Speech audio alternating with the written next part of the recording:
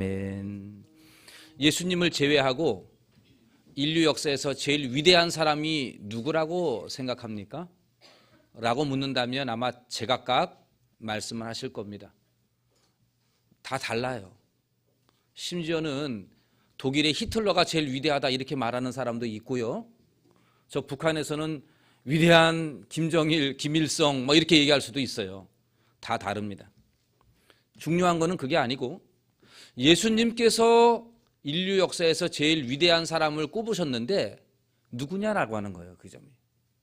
마태복음 화면에 보시면 11장 11절 말씀을 제가 읽어볼게요. 내가 진실로 너희에게 이르노니 여자가 낳은 자 중에 세례 요한보다 큰 이가 일어남이 없도다. 그러나 천국에서는 극히 작은 자라도 그보다 크니라. 여러분, 예수님께서 여자가 낳은 자 중에 누가 최고라 그랬어요? 세례 요한이다 이렇게 말했습니다. 오늘 본문에서도 15절에 보니까 지금 이 천사가 사가랴에게 아내 엘리사벳이 아들을 낳을 것인데 그 아들이 어떤 아들인가라고 15절에 말했는데 이는 그가 주 앞에서 큰 자가 되며 라고 되어 있습니다. 주님 보시기에 큰 자가 될 것이다 라고 예언하고 있습니다. 이처럼 세례 요한은 예수님께서 인정하신 제일 위대한 인물, 천사가 인정하는 인물이라고 볼 수 있겠습니다. 그런데 여러분 실제로 보면 사람들은 세례 요한을 인정하지 않아요. 위대하다라고 생각하지 않습니다. 심지어는요, 저와 여러분들처럼 예수 믿는 사람들도 누가 제일 위대하냐 그러면 세례 요한 언뜻 생각나는 사람은 별로 되지 않습니다. 그도 그럴 것이 세례 요한의 삶을 보면 별로 그렇게 탐탁치 않아요. 여러분 세례 요한 하면 제일 먼저 떠오르는 모습이 있을 겁니다. 사람이 살지 않은 광야에서 약대, 그러니까는 낙타 털옷을 입고 메뚜기하고 석청, 꿀이죠. 그거 먹으면서 지냈던 사람. 여러분 가죽 옷 입은 게 아니고 별 보잘것없는 옷 입고 별 보잘것없는 음식 먹으면서 광야에 살았던 사람이에요. 뭐가 위대해요? 그리고 그가 어떻게 죽었는가 여러분 아시죠? 헤롯이, 자기 아내 헤로디아가 있는데 이 헤로디아의 딸이 춤을 잘 추니까 헤롯이 내가 뭘 해줄까라고 했을 때 엄마가 얘기해 줬어요. 세례 요한의 목을 달라고. 그 딸이 외쳤더니 그래서 세례 요한이 목이 잘려서 쟁반 위에 들려서 그렇게 나타나게 돼요.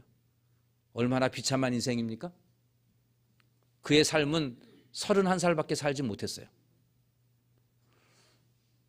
가죽 약대 털옷을 입고 메뚜기 먹으면서 광야에서 있다가 목 잘려 죽은 사람, 31살에 비참한 생을 마감한 사람, 이 사람이 뭐가 그렇게 유명해요? 뭐가 그렇게 위대할까요? 그런데 예수님은 이 비극적인 인생을 산 세례 요한을 여자가 낳은 자 중에 가장 큰 자다라고 말씀하셨어요. 이유가 있겠죠? 왜 그랬을까요? 세례 요한은 예수님이 오실 길을 준비했기 때문에 그래요. 예수님이 오실 길을 준비한 사람. 인류를 죄에서 구원하시기 위하여 메시아를 하나님이 보내셨는데 그 메시아가 오기를 앞서서 길을 닦은 사람이기 때문에 예수님은 그를 가장 위대한 인물이다 라고 말씀하고 있습니다. 이사야 40장 3절에 보면 이러한 예언이 있습니다. 같이 한번 읽어봅시다. 외치는 자의 소리여 이르되 너희는 광야에서 여호와의 길을 예비하라. 사막에서 우리 하나님의 대로를 평탄하게 하라. 여러분 이 예언의 말씀처럼 세례 요한은 광야에서 여호와의 길을 예비하고 사막에서 하나님의 대로를 평탄하게 길을 닦은 사람이다 라고 말씀하고 있습니다. 그러기에 예수님은 그를 큰 자라라고 칭찬하고 있습니다. 놀라운 사실은 오늘날 저와 여러분들도 세례 요한처럼 우리 하나님께 인정받는 큰 자가 될 줄로 믿으시기를 바랍니다. 우리도 얼마든지 될 수 있습니다. 위대한 사람 될 수 있어요. 여러분 세상에서는 알아주지 않은 사람이 될 수 있어요. 세상에 그 판단은 중요하지 않아요. 왜냐하면 김일성도 위대하다고 말을 하니까 그거 중요한 거 아니에요. 중요한 거는 누가 인정해 줘야 됩니까?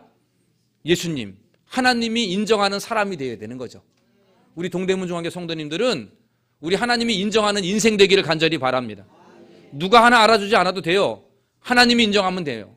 우리의 자녀들이 인정하지 않아도 돼요. 하나님만 인정하면 되는 줄로 믿으시기를 바랍니다.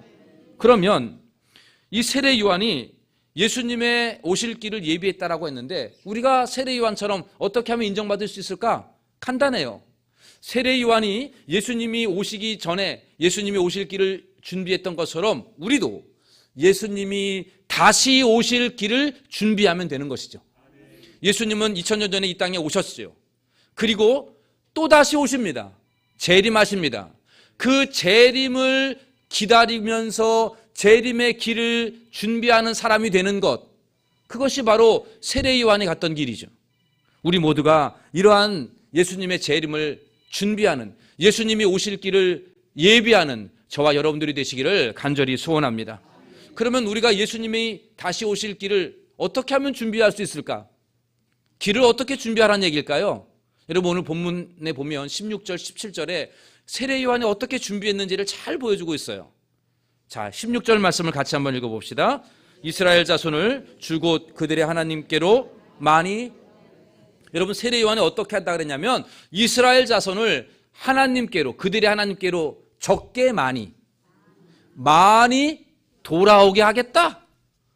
이 말은 지금 이스라엘 사람들이 그들의 하나님께로 떠나 있다는 거죠. 하나님으로부터 떠나 있는데 이들을, 많은 사람들을 돌아오게 만들 것이다 라고 말씀합니다.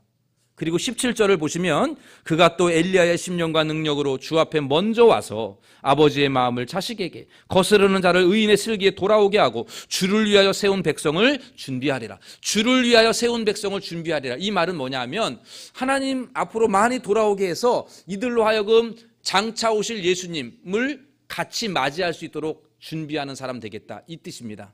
말이 좀 어려워서 예를 들을게요. 저 어릴 적에요, 저희 강원도 춘천에서요, 팀 스프린트 훈련하면 미군들이 제일 큰 길을 지나가요. 요즘 젊은 사람들은 그런 거 모를걸요? 대통령이나 높은 사람들이 차 타고 가면은 공부 안 하고 학생 때 막 손 흔들고 박수치고 그랬어요. 우리 미군들 막 지나가면 막 초콜릿 달라 그러면서 막 박수치고 잘 왔다고 막 이런 일을 했다고요. 바로 그거예요.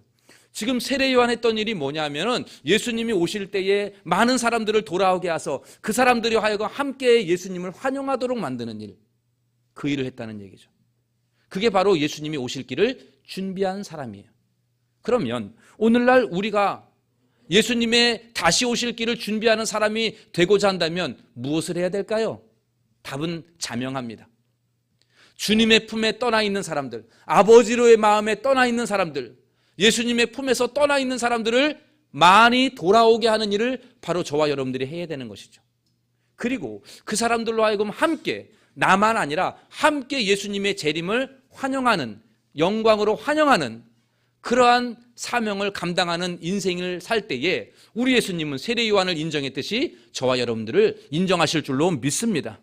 여러분, 교회가 전도를 강조하는 이유가 바로 여기에 있어요. 전도라고 하는 것은 뭐냐 하면 하나님의 품을 떠난 사람들을 돌아오게 하는 방법으로 하나님이 우리에게 주신 거거든요. 전도를 통해서 이들이 돌아오게 되거든요. 그래서 전도하는 거예요. 여러분, 전도는요, 교회에 사람들을 많이 채우는 걸 전도라고 말하지 않아요. 교회에 사람들이 채워지는 게 전도가 아니라 하나님께로 돌아오게 만드는 게 전도예요. 우리 교회 등록 안 해도 돼요. 중요한 거는 돌아오게 만드는 거예요.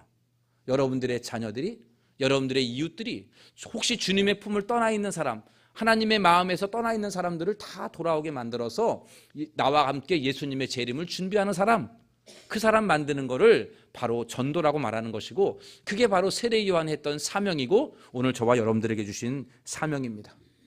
우리가 내일 성탄절을 우리가 맞이하게 됩니다. 예수님이 육신을 입고 이 땅에 오신 날을 기념하는 성탄절이죠.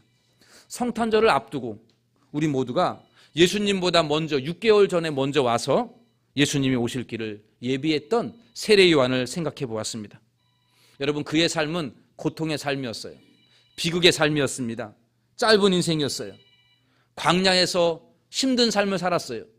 그러나 그가 놀랍게도 하나님 예수님으로부터 인정받는 사람이 되었습니다. 예수님께서 여자가 낳은 자들 중에서 그보다 큰 자가 없다라고 말할 정도로 예수님은 세례 요한을 엄지척 세워주셨습니다. 저와 여러분들이 이 땅에서 사람들에게부터 인정받는 게 아니라 우리 예수님에게 인정받기 위해서 우리가 할 수 있는 일은 세례 요한처럼 우리 주님이 다시 오실 길을 준비하는 삶을 살면 됩니다. 그 길은 예수님의 품을 떠나 있는 자들을 많이 돌아오게 하는 거예요. 하나님의 마음에서, 하나님의 품 안에서, 예수님의 품 안에서 떠나 있는 자녀들을, 그러한 백성들을 많이 돌아오게 하는 것, 그 일을 감당하는 자들 다 되시기를 간절히 바랍니다.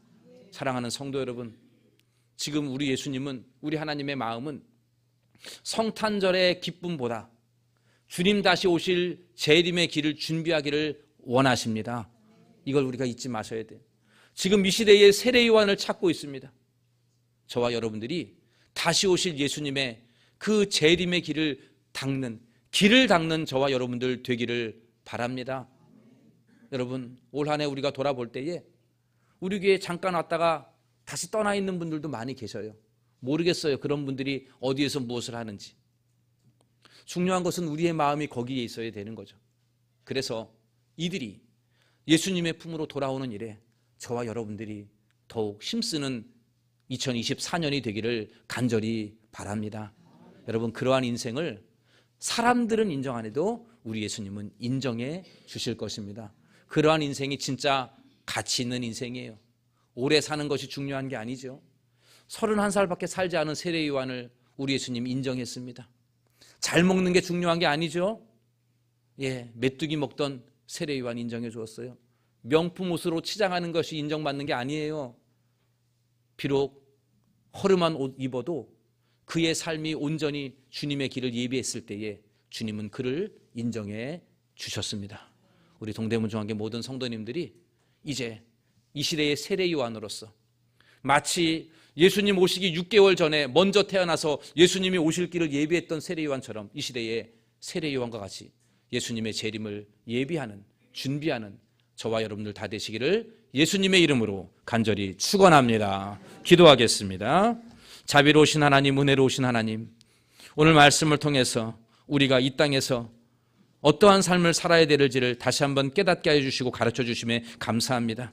주님은 이 세상의 그 어느 누구보다 세례 요한을 가장 큰 자라 인정해 주셨는데, 주님, 우리도 세례 요한처럼 이 시대에 우리 예수님의 재림을 준비하며 예비하는 삶이 되게 하여 주시옵소서. 세례 요한이 하나님의 백성들을 많이 돌아오게 했던 것처럼 우리 교회도 하나님의 잃어버린 자녀들을 많이 주께로 돌아오게 하는 일에 쓰임받는 우리 모든 성도님들 되게 하여 주시옵소서. 그리하여 누구보다도 우리 하나님께 인정받는, 칭찬듣는 우리 동대문 중앙교 백성들 되게 하여 주시옵소서. 모든 말씀 예수님의 이름으로 기도하옵나이다. 아멘. 준비하신 헌금 하나님